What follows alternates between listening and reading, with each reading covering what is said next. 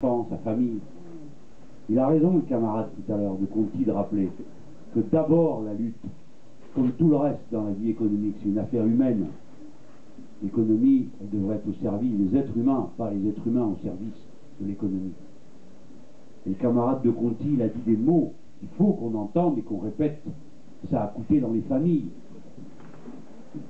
Ça coûte après, tous les jours, comme quand il raconte. Celui qui se demande si son usine va réouvrir, parce qu'une usine, bien sûr, c'est la paye. C'est le moyen de vivre dignement, sans rien demander de son travail. On demande avec le syndicat pour améliorer la paye. Et quand la paye est bonne, alors on en fait bon usage. On peut acheter des produits de meilleure qualité. On peut nourrir plus convenablement sa famille. Parce que bientôt, bien manger, le bien manger qui fait partie du bien vivre, pour être en bonne santé, ça va être un luxe réservé à quelques-uns. Quelle drôle de société, hein. Plus il y a de bien, moins il y en a. C'est dur à expliquer, hein, mais nous on le vit. Donc c'est ça, une affaire humaine. Il faut être solidaire, camarades, amis, concitoyens, rappelez-vous de ça. Aidez ceux des vôtres qui marchent sur la première ligne. Bien sûr, on peut faire des erreurs quand on est à la première ligne. Bien sûr, on peut se tromper. Mais ne soyez pas comme les mouches du coche qui harcèlent, commentent et ne font rien. Aidez, donnez le coup de main. Serrez-vous les coudes. Serrez-vous les coudes entre vous et serrez-vous les coudes entre vous, qui que vous soyez. Regardez cette affaire. Les travailleurs sans papier. Vous voyez pourquoi vous n'avez pas besoin du Front National? Parce qu'à peine il arrive, il commence par créer la division entre vous. Chacun d'entre vous commence à regarder le voisin. Il est de la bonne couleur, il est de la bonne religion. Qu'est-ce que c'est que cette histoire? Qui c'est qui a fait partir ces gens? Vous croyez qu'ils sont partis de chez eux, la fleur au fusil, contents, joyeux? Ils ont pris des risques incroyables. Et pourquoi? Parce que nous les avons chassés de chez eux. En ayant une politique agricole, une politique industrielle aberrante, qui ont vidé les campagnes, jeté les gens vers les villes, et des villes où la misère était encore grande, il a fallu partir pour nourrir les siens, comme chacun d'entre nous le fait dans sa propre famille. Voilà pourquoi aussi il faut se serrer les coudes. Et la meilleure manière de se protéger, c'est qu'ils aient leur papier, parce que ce jour-là, ils peuvent venir au syndicat. Ils peuvent commencer la lutte avec vous. Le patron est obligé de les payer correctement, est obligé de respecter le code du travail. Et alors nous brisons la concurrence libre et non faussée entre les travailleurs.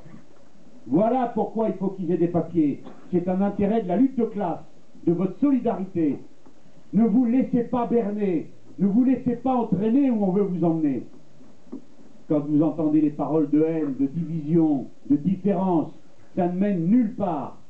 Bon, maintenant, je vais vous dire ce qu'on fait là. S'il vous plaît, est-ce que vous pouvez vous asseoir que je vois les gens, parce que vous, je vous aime bien, mais je commence à vous voir un peu trop. Voilà. Merci. Allez, allez, comme tout le monde, assis. Vous n'avez pas de privilège. C'est que vous faites votre boulot, vous aussi, vous gagnez votre pain. Vous avez vu dans quelles conditions, hein? Non mais, je veux dire, il n'y a pas que les travailleurs des usines hein, qui sont surexploités. Il y a aussi ceux qui nous font les leçons, ils sont surexploités aussi. Alors, ici, c'est le front de gauche des luttes. Il faut que je vous en dise un mot. Dans l'organisation de la campagne, c'est Marie-Georges Buffet qui mène ça avec son savoir-faire et son énergie. Et puis j'ai avec moi, ici, un trio extrêmement significatif. Laurence Sauvage, qui est la secrétaire au Parti de gauche des luttes. Éric Corbeau, qui au Parti communiste a la responsabilité du secteur des entreprises. Vous voyez, donc deux militants politiques voués à la bataille sociale. Et puis, on a notre camarade Didier Leresse qui est venu donner le coup de main, qui lui était secrétaire d'une grande fédération syndicale, on peut le dire, du cœur de la classe ouvrière de notre pays, la fraction la plus organisée. Les cheminots, l'EDF, l'éducation nationale, c'est les trois piliers du dispositif des travailleurs organisés du pays. Donc vous voyez, ça permet de combiner les expériences. Et puis évidemment, les représentants des entreprises qui sont là. Et puis je suis venu avec Martine Billard, qui est non seulement députée de Paris, ce qui est déjà bien, mais qui est surtout la coprésidente du Parti de gauche. Alors avec Marie-Georges, ça fait le duo des dirigeantes politiques. Oui, mais c'est très important aussi que les partis politiques jouent leur rôle. Nous, on n'est pas, le Front de gauche des luttes, c'est pas un super syndicat. En aucun cas, nous nous mêlons, au Front de gauche des luttes, en aucun cas, nous nous mêlons de dire ce qu'il faut faire en matière syndicale. Dans cette salle, il y a des camarades de la CGT, il y a des camarades de Sud. Certains vont voter pour le Front de gauche, d'autres non. C'est normal. Les syndicats, c'est comme ça. Ils rassemblent tout le monde, et chacun avec leurs propres objectifs, et c'est les syndiqués qui disent ce qu'il faut faire. Nous, on s'en mêle pas. Jamais. Des fois, ça nous coûte, hein, on aurait envie de donner notre avis. Mais nous ne sommes pas là pour ajouter des problèmes là où il y en a déjà assez. De quoi nous occupons-nous au Front de gauche des luttes? De deux choses. Faire valoir l'intérêt général. Tous ceux qui s'impliquent dans le Front de gauche des luttes portent dans les luttes la parole de l'intérêt général. L'intérêt général de tous ceux qui vivent de leur travail et ceux qui vivent dans ce pays. Dans chacune des luttes ouvrières, l'intérêt général de la patrie républicaine est en cause. Oui. Et ceux qui sont dans la lutte, des fois, ne le savent pas. Ils ne le savent pas. Parce qu'ils sont dans la lutte, le nez dans le guidon, ils s'occupent de leur lutte, de leur entreprise. Quand on a été à ArcelorMittal, dans la vallée de la Fèche, on pourrait dire, ben, ça concerne une usine. Oui, ça concerne une usine. Mais ça concerne toute l'industrie sidérurgique dans notre pays. Et pas seulement pour dire, la France doit garder une industrie sidérurgique de haut niveau. Je vais en dire un mot dans un instant. Mais ce que nous faisons là, c'est la démonstration qu'on peut avoir une autre façon de produire de l'acier, des aciers fins, dont nous avons besoin, nous Français, si nous voulons rester une grande nation industrielle. Nous pouvons produire autrement, de manière écologique. C'est le procédé Lucos, qui récupère les gaz qui sortent de la production sidérurgique, les stocke le CO2, reprend le gaz qui en est libéré, le réinjecte dans la production d'acier, et on a un acier de meilleure qualité et une productivité qui augmente de 30%. Est-ce que c'est pas l'intérêt général qu'on sache produire de l'acier dans des conditions qui contribuent à régler la crise du dérèglement climatique? Donc la clé des problèmes écologiques, elle est dans la classe ouvrière et la production industrielle. Si on règle en produisant autrement, avec des procédés de meilleur niveau, alors on contribue non seulement au bien-être de ceux qui travaillent, mais à ceux de tous les êtres humains. Vous voyez où est l'intérêt général dans cette affaire? Eh bien, il est impliqué dans la lutte d'ArcelorMittal. Si je vais à la Célanaise, qui produit de l'acide acétique, la boîte a été vendue à une entreprise américaine qui décide, on est en plein bassin de lac, hein, qu'elle en a rien à fiche de la production française, elle a piqué le carnet de commandes et elle décide de fermer l'entreprise. L'acide acétique, c'est la base de dizaines de productions d'industrie chimique. Vous voyez? C'est comme si dans ce pays, on disait on va faire des industries du bâtiment, mais le ciment on l'achète ailleurs. Ça serait aussi aberrant, vous êtes d'accord? On a besoin de ça. Où est, alors les camarades, ils mènent la lutte. Où est-ce qu'il y a une autre usine pour produire de l'acide acétique en France? Il n'y en a pas. Où est-ce qu'il y a une autre usine pour produire de l'acide acétique en Europe? Il n'y en a pas.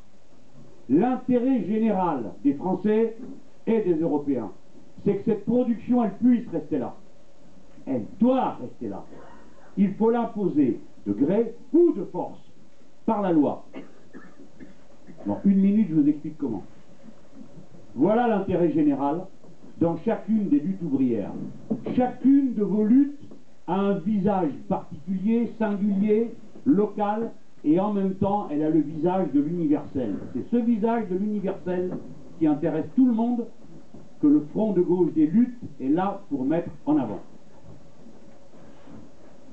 Deuxième élément, nous préparons la citoyenneté de la nouvelle République que nous voulons construire. Nous sommes contre le système de la monarchie quinquennale, qui parfois peut aboutir à mettre tout le pouvoir dans des mains agitées, dirigées par des têtes très préoccupées d'elles-mêmes et surtout d'elles-mêmes. Nous n'aimons pas ce régime. Nous sommes la vieille tradition française des têtes dures qui croient qu'on est plus intelligent à plusieurs que tout seul. Voilà. comme on a vu ce que ça donnait tout seul, on pense qu'on pourrait maintenant essayer de faire tout ensemble. Cette citoyenneté, c'est que vous devez vous mêler de tout et ne pas écouter la vieille parole du maître qui dit « occupe-toi de tes affaires ». Non, je m'occupe de toutes les affaires. Il faut s'occuper de toutes les affaires et avoir son mot à dire. Le meilleur régulateur des activités humaines, qui c'est? On n'en sait rien. Il y en a qui pensent dans le secret de leur cœur, c'est Dieu. Bon, c'est dans le secret de leur cœur.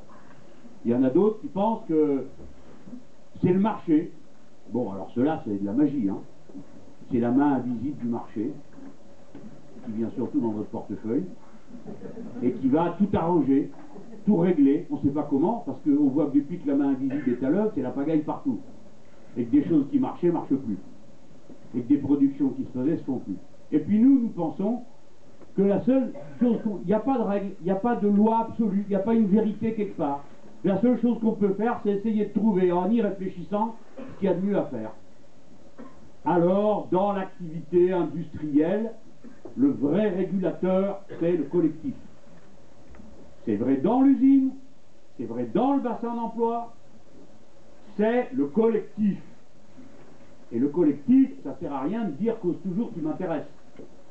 Ça, il y en a beaucoup qui sont prêts à ça. Allez-y, causez, causez. De toute façon, je m'en fous, c'est ce que je veux. Non, le collectif qui décide. Et le collectif qui décide, ça porte un nom, ça s'appelle le citoyen. Et il ne réfléchit pas que pour lui, il réfléchit pour ce qui est bon pour tous. Voilà.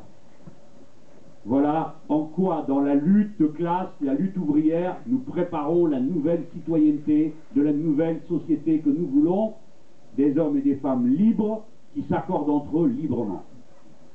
Ça m'amène d'ailleurs tout de suite à vous dire que plusieurs questions qui ont été posées sur le capitalisme sont très pertinentes et que nous les partageons.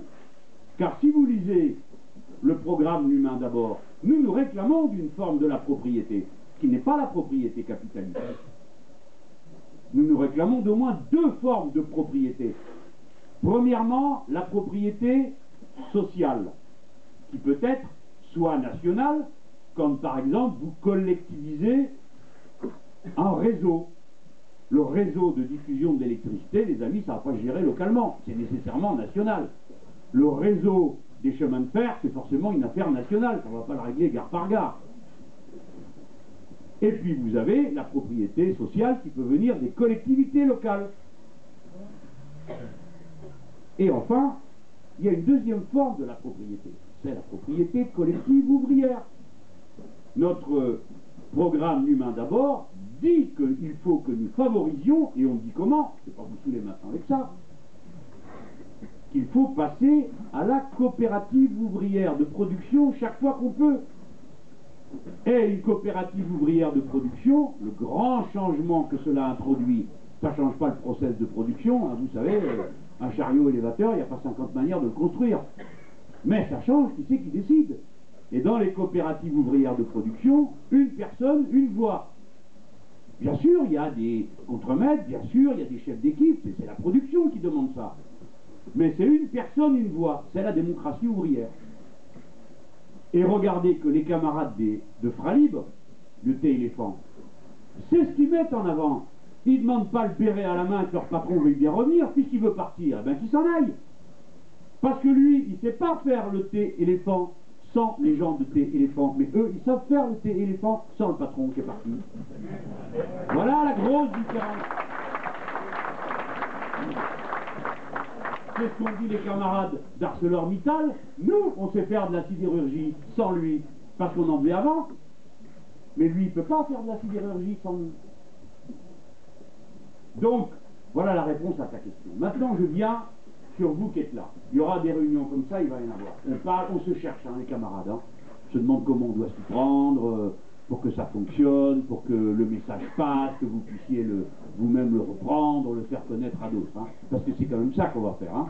On va aller chercher un par un tous ceux qui nous entourent pour les convaincre de revenir au combat. De ne pas s'égarer et de revenir au combat.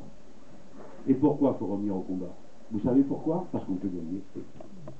Mais je commence par dire quelque chose que beaucoup d'entre vous connaissent et ont vécu dans leur vie. J'ai vu tout à l'heure un camarade qui avait été